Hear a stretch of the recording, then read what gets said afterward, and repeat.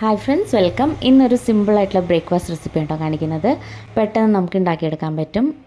അരിയൊക്കെ അരയ്ക്കാൻ മറന്നുപോയാൽ നമുക്ക് ഇതുപോലെ ഉണ്ടാക്കിയെടുക്കാൻ പറ്റും. പെട്ടെന്ന് ഉണ്ടാക്കാൻ പറ്റുന്ന. അപ്പോൾ അതിനായിട്ട് നമുക്ക് ആദ്യം തന്നെ പച്ചരി വേണം. 2 കപ്പ് അളവിൽ പച്ചരിയാണ് കേട്ടോ വേണ്ടത്.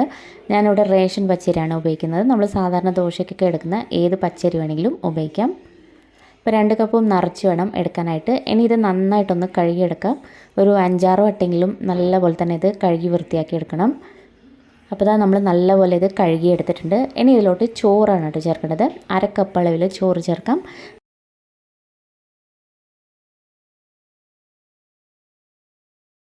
ഇനി ഇതിലേക്ക് മുങ്ങിക്കിടക്കാൻ പാകത്തിന് വെള്ളം കൂടി ഒഴിച്ചു കൊടുക്കാം. ഇനി ഇതിലേക്ക് ഈസ്റ്റാണ് കേട്ടോ ചേർക്കുന്നത്. 1 ടീസ്പൂൺ ഇൻസ്റ്റൻറ്റ് ഈസ്റ്റും കൂടി ചേർത്ത് കൊടുക്കാം.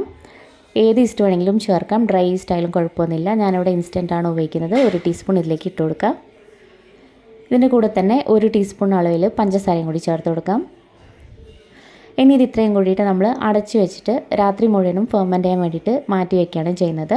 അപ്പോൾ രാത്രി ഇതുപോലെ ചെയ്ത് വെച്ചാൽ രാവിലെ നമുക്ക് ഉണ്ടാക്കിയെടുക്കാം. അപ്പോഴേക്കും ഇതെല്ലാം നല്ലപോലെ തന്നെ കുതിർന്ന് ഫെർമെൻ്റായി കിട്ടും. അപ്പോൾ ഇതിനി മാറ്റി വയ്ക്കാം. ഇത് രാവിലെ ആകുമ്പോഴേക്കും നല്ലപോലെ തന്നെ ഇത് ഫെർമെൻ്റായി കിട്ടിയിട്ടുണ്ട്. ഈ വെള്ളത്തിലൊക്കെ കണ്ട ഒരു പത പോലെ കാണും.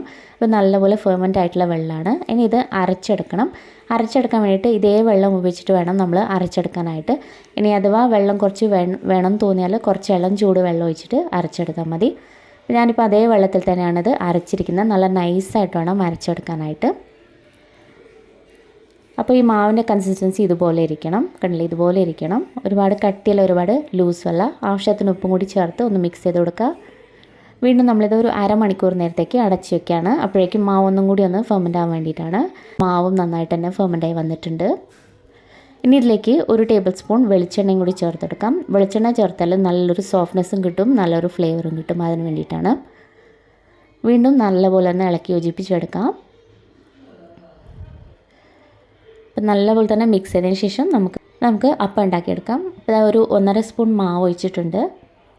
ഇത് സ്പ്രെഡ് ചെയ്യേണ്ട ആവശ്യമില്ല, ഇതുപോലെ തന്നെ ഉണ്ടാക്കിയെടുത്താൽ മതി. അപ്പം നല്ലപോലെ ഇതുപോലെ ഹോൾസൊക്കെ വന്നതിന് ശേഷം നമുക്ക് കുറച്ച് ഓയിലും കൂടി ഒഴിച്ച് അടച്ച് വെച്ച് കുക്ക് ചെയ്തെടുക്കാം. അപ്പോൾ ഇത് റെഡി ആയിട്ടുണ്ട്.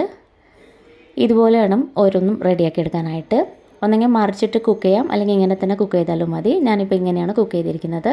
അപ്പോൾ അത് എത്രയേ ഉള്ളൂ. നമ്മുടെ സിമ്പിളായിട്ടുള്ള അപ്പം സോഫ്റ്റുമാണ്, സ്പോഞ്ചി ആയിരിക്കും, കഴിക്കാനും നല്ല ടേസ്റ്റാണ്. ഈ ഒരു ഒന്ന് ട്രൈ ചെയ്ത് നോക്കാം. നിങ്ങൾക്ക് ഈ വീഡിയോ ഇഷ്ടപ്പെട്ടാൽ ലൈക്ക് ചെയ്യാനും സബ്സ്ക്രൈബ് ചെയ്യാനൊന്നും മറക്കരുത്.